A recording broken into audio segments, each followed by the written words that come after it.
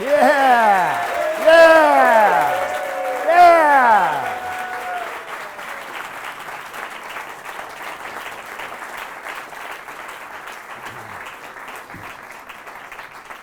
What's up, everybody?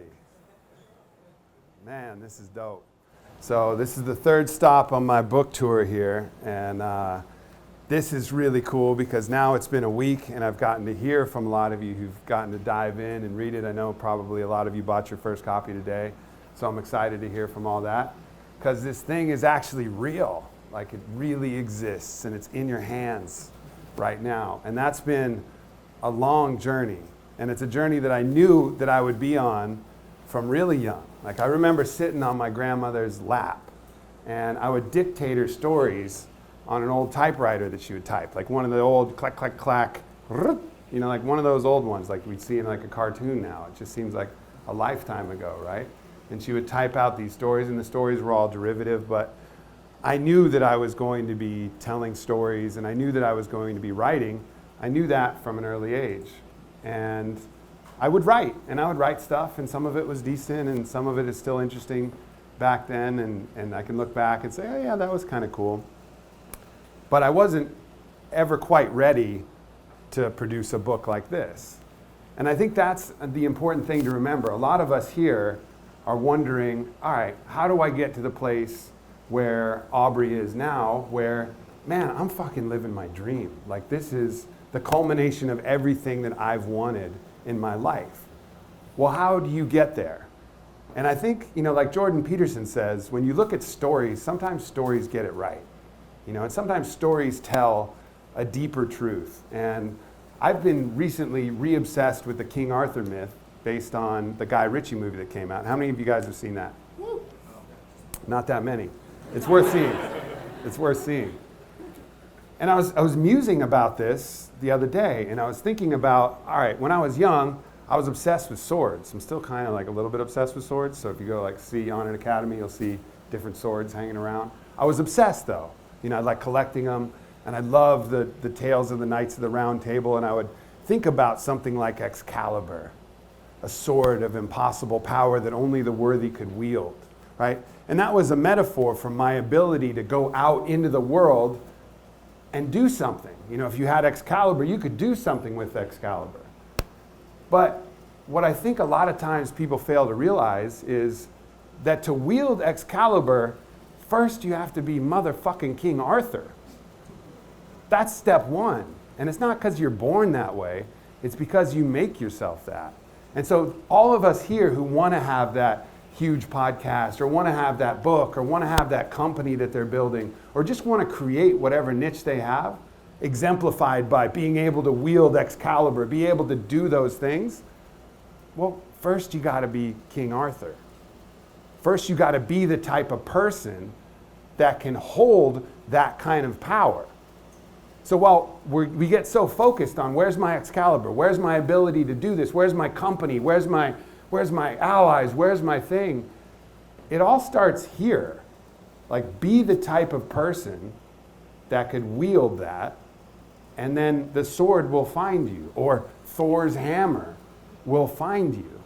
And only you will be able to wield that thing, because only you have the ability to do that. Only you can be a first-rate version of yourself. We're all that hero, and we all have our weapon of impossible power that we can wield to the extent of our own lives. But we have to be the type of person that can do that first. And to me, that journey starts right here with the human body. This thing that we are in, that we operate through, this being, it doesn't come with an instruction manual. It doesn't come with like a glove box where we can pull it out and be like, all right, what do we do? And that was really one of the first journeys, because if this thing isn't right, you know, if the body isn't right and the mind isn't right, we're not thinking about things right, I mean, we don't have a chance. We really don't have a chance. And it's not being taught. You know, we're not taught about the things like, what happens when you take conscious control of your breath? How much light do you need and when do you need it? What's the right amount of hydration? What are the type of foods that we ingest? How does that affect our body and our energy levels and our longevity? And we have a bunch of people screaming at us with a bunch of different answers. People talking to us about sleep, people talking to us about sex. But there's really a bunch of information that nobody has compiled into something that's practical, into something that makes sense, something that has a process that you could rely on. And that was the goal of not only creating Onnit, which was to create the idea around it and the tools that you could apply, but then of course the book. Like, let's get an operating manual for the human being so that we can get the base level figured out. Because if you're going to be King Arthur, if you're going to be the guy, like, I wish more of you had seen that movie, but the very first part of that scene, right? Like, this giant sorcerer is coming, he's riding this huge elephant, and the elephant has this ball and chain, and it's crushing bridges and destroying Camelot. And King Arthur, I think it was like Eric Bana who's playing him or something, some badass actor. Anyways, he hands his crown over, and he sees that giant elephant with the sorcerer, and he calmly hands his crown. He pulls Excalibur, and he rides out in front of his army, and he does what he does. He jumps on the tower, he climbs it, and he slays the sword. He saves Camelot at that moment. Like, how can we do that if we don't trust the body that we're in, if we don't have the fucking energy? You know, what if he was all frail and he's like, I'm not even strong enough to pull the sword, and my shoulder mobility can't even swing it. You know, how are you going to be fucking Excalibur if you have, how are you going to be King Arthur if you haven't taken care of your body? You know, how are you going to put yourself in that state? So that's where it starts. It starts with getting this thing right so we can be the type of hero that can explore life. And then you start layering the other stuff on top. All right, what's the other part of King Arthur? Why would you go out in front? Well, it's because you know who you are, number one. You have a mission, number two. And you love Camelot. You love the people around you. You love the people you're protecting inside those walls. And so you start to add those things together. All right, I have to be King Arthur embodied. I have to have a mission. I have to know what my purpose is. And I have to love people, and I have to want to fight for them. And then you start to become the hero, because we're all heroes. It doesn't matter if Camelot's this big or Camelot's just your nuclear family. Camelot's your husband and your kid, or Camelot's the co-workers that you work for. All the elements are the same. The story's the same. It's all fractal. It's not more important that one person has a bigger thing or a smaller thing. It's not more important if you have 10,000 Instagram followers or 10. It matters if you're making a difference to who you're around and who you're with. And so the process is the same. The process, like, I'm getting feedback from this book from all kinds of top athletes. You know, I got personal calls from, my friend Jonathan Taves and Duncan Keith, some of the athletes that the world looks up to, Stanley Cup winners, Olympic medalists. They're hitting me up like, man, your book's fucking awesome. And then I'm getting hit up by other random people who are just working their day to day, just trying to figure it out. That, man, your book's awesome, because the human organism is ultimately the same whether you're trying to score goals and win a Stanley Cup, or whether you're just trying to crush it at your regular job, or crush it at your house, or be present for your family. The process is the same. And that's ultimately what we have to rely on. Like, all right, becoming the hero, becoming King Arthur, that sounds cool, but that's a lofty goal. Like, that's like way out in the future. So how do we get from here to there? How do we bridge the gap? How do we take ourselves from the state we are now to that state?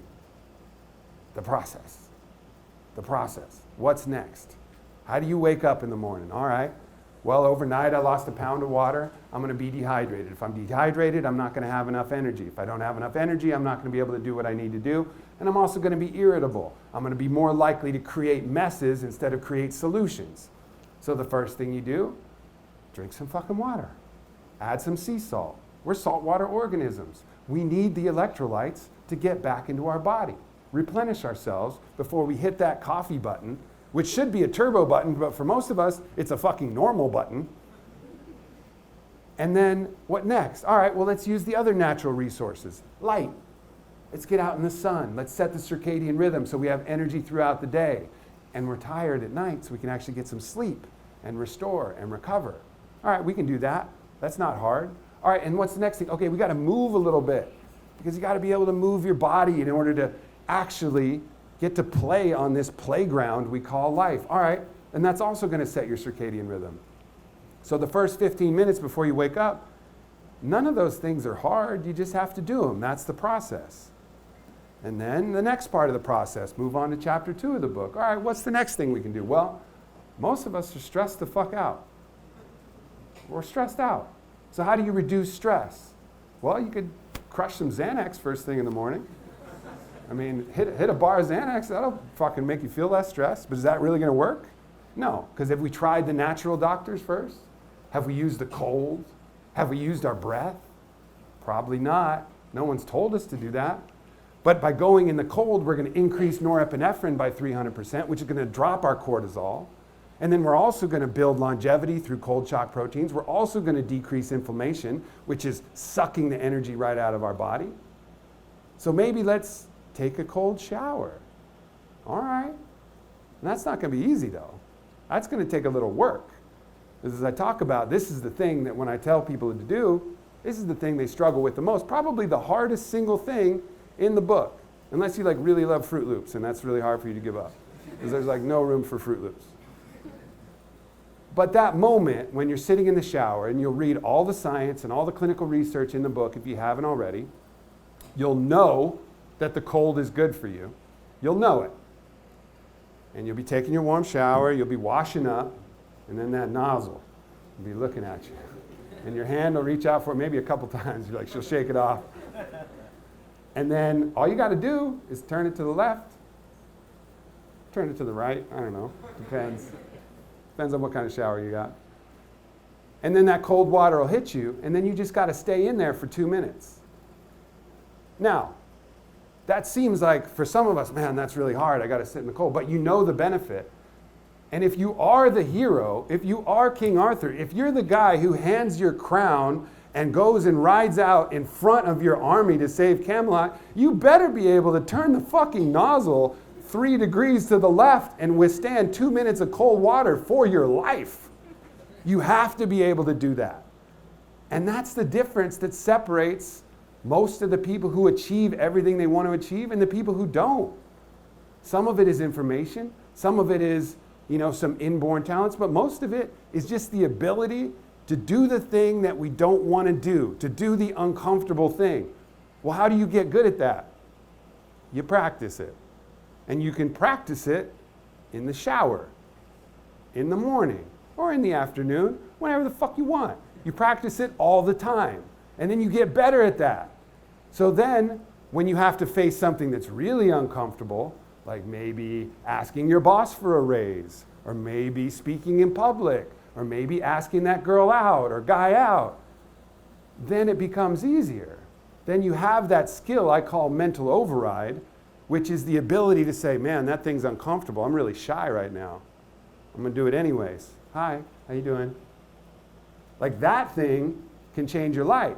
And maybe it's not a guy or a girl you want romantically. Maybe it's a friend or a connection you want to make, but you don't have the courage to go up and say something. Or maybe it's something else that you have to do that's hard. Like those times I was sitting trying to write this book, I'd carve myself out a week and I'd fucking walk around the place and I'd tidy it up 1,000 times and make sure it was neat and figure out what else I had to do and then maybe masturbate and maybe masturbate again and then figure it out. And then finally it's just like, no, fuck this. I got to write. I have to write right now. That's what I'm here to do. I have to write. And then you get better at that. And you get better at that. And then you just get better at doing the things that allow you to have a moment like I'm having now. Because you've paid the blood price. You've done the uncomfortable thing. It wasn't my first choice every time I'd be locked in a room for 12 to 14 hours writing this. Sure, I'm inspired to do it. Sure, I love the content. But it's hard. It's hard when all the people you love and the friends and family are out having fun and doing cool shit, and you're just there writing, unplugged, doing that. Well, how do you do that? You train it. And we have to train it. We have to train ourselves to do the uncomfortable things. And that's literally the hardest thing, single thing in the book to do. But then you start stacking those up. And then with breakfast, you start to make better choices. Like, you know what? I'm not going for that sugary thing. I'm going for something higher fat, higher protein, higher fiber, or I'm just not going to eat till lunch. That's cool. That's not a hard choice either. And then, on the way to work, you can either listen to that normal, mind-numbing, distracting music or talk or whatever, or you can put on something informative, an audiobook. Like, how many of us have had an audiobook and we're like, man, I really should finish that audiobook. But we don't do it. We just listen to fucking top 40. Like, you're going to be King Arthur, you're going to be Queen Guinevere, you fucking put on the audiobook. You just do it because you know it's going to be better for you than, listening to the latest Miley. Like, there'll be time for that, but take advantage of the opportunities you have. All it is, you're opening your iPhone and you're fucking pushing the button. And that's going to expand your mind. That's going to give you some knowledge. And then being mindful, getting still. That can be hard too because, a lot of us have tried meditation. How many people have tried meditation here in the room? Woo, yeah! I like that. How many people have succeeded? Fewer hands, but pretty good. Not bad. It's a challenging thing. But I think when you make it a bigger thing than it really needs to be, it becomes this thing that's really hard to achieve, and then we get frustrated. So I talk about really simple ways to get mindful, to get present, using breath, using different techniques, one called the wide peripheral gaze. And you can do it fucking anywhere, anytime, and improve it. Let's do it now together. So everybody, I want everybody here to take 6 deep breaths with me. And in a Japanese study, it was 6 deep breaths that showed a state change. It showed a decrease in blood pressure, and it showed the alteration of the brainwave states associated with that.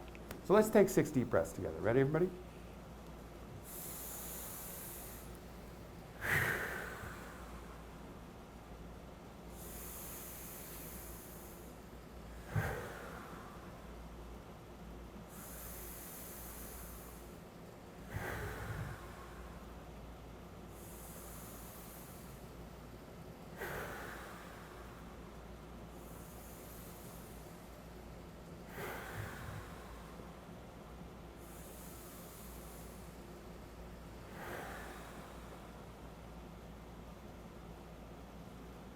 Okay, we just did some shit. We just did some shit right now. In the middle of the Strand Bookstore in New York. Took 6 breaths. Like, you can all feel it, right? You feel a little difference in the room. You feel a little difference in yourself. You just created a state change. How many times have you been frantic and frustrated and a little anxious and stressed and didn't even know you had that tool available to you right there? Free as fuck. Free as fuck. 6 breaths.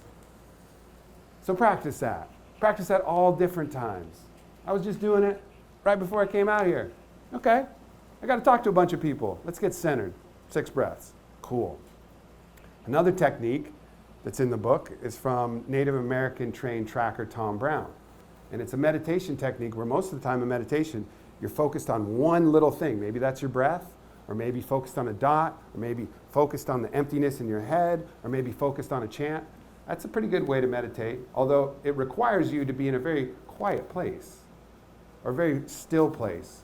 But let's try this technique. I want you all to find a place to look, and what I want you to do is I want you to expand your gaze through your periphery as wide as you possibly can go. So you're seeing absolutely everything and nothing. You see the fans spinning, you see people rustling around, but you're not looking at anything. You're seeing everything happen simultaneously in the entire field of your vision.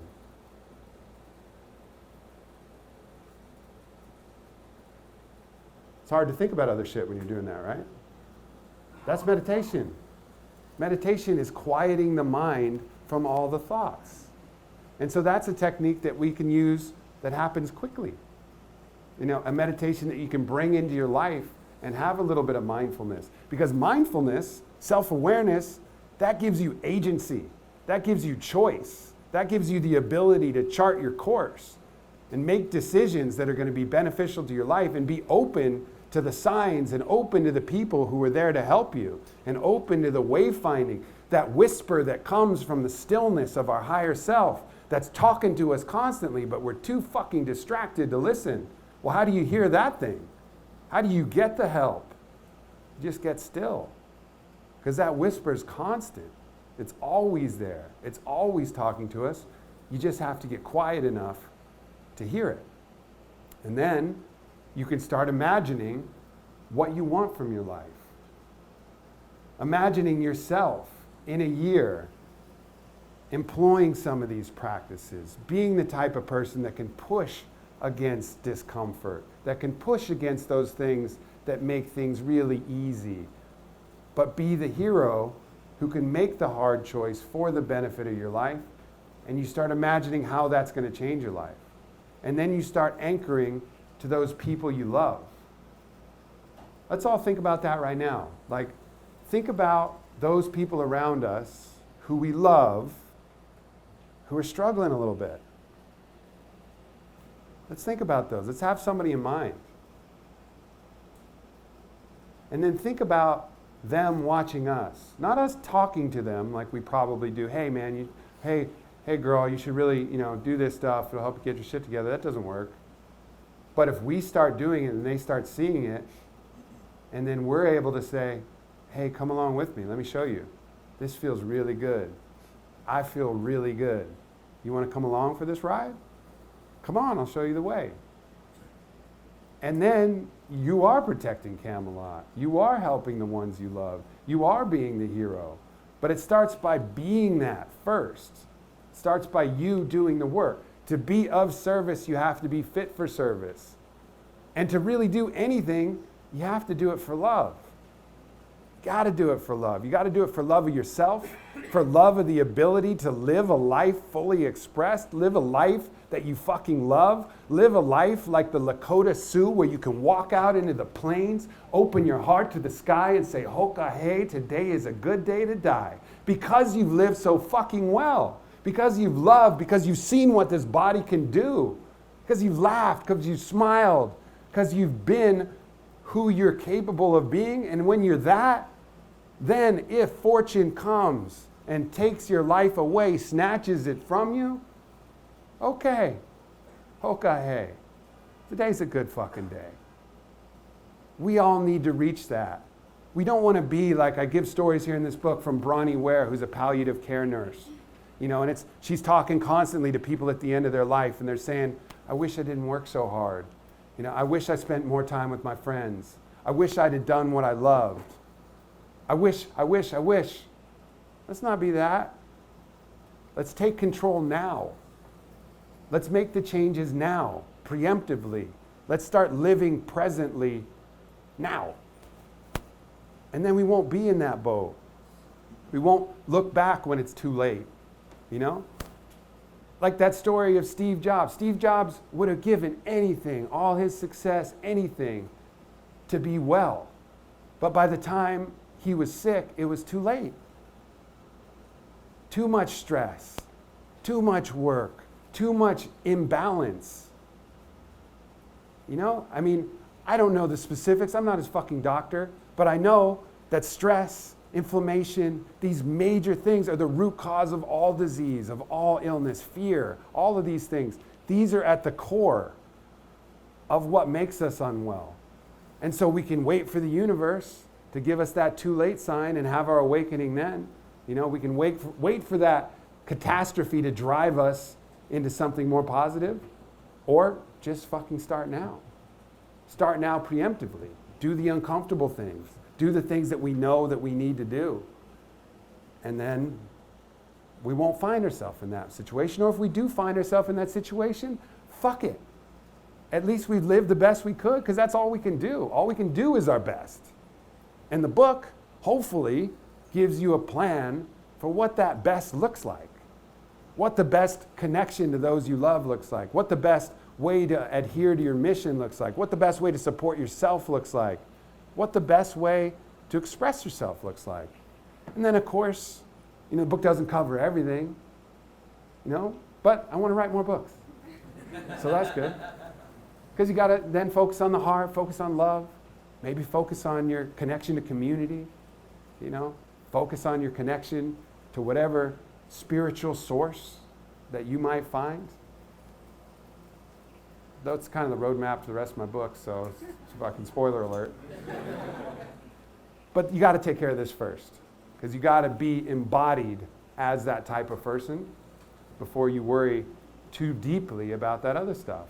And this is a simple plan. Like I said, there's nothing in here that's hard. Sure, there's some fancy biohacks. You know, when I say go out and get light, all right, maybe if it's a day like today and it's super cloudy and you know all you got is yellow lights in your house and ain't much to do, all right, it might be hard to get light. So maybe if you have the money, you can get this biohack called the human charger that puts these light-emitting earbuds right in your ear, and they light up the photoreceptors in your inner ear, and that wakes up your circadian rhythm, and it costs about $200.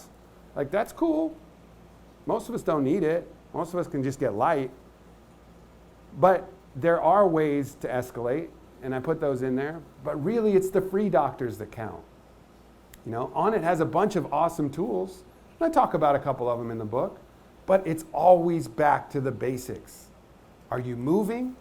How are you eating? Are you sleeping? Are you having sex? You know, these are the things that are going to make the huge macro shifts in our life. Like those 6 deep breaths, like any form of pranayama, which is the conscious control of your breath. There's study after study after study showing how beneficial that is. But our doctors aren't going to tell us about it. I give some statistics in the book. Like, well over half, the majority of reasons that people go to the doctor are stress related. But a fraction of the doctors feel even equipped to talk about stress, nor are they practicing any stress reduction techniques in their own life. Doctors are good at fixing acute problems. You got an infection, you got something that needs to get stitched up, fucking great. But a lot of this basic maintenance work is on us. That's not their job.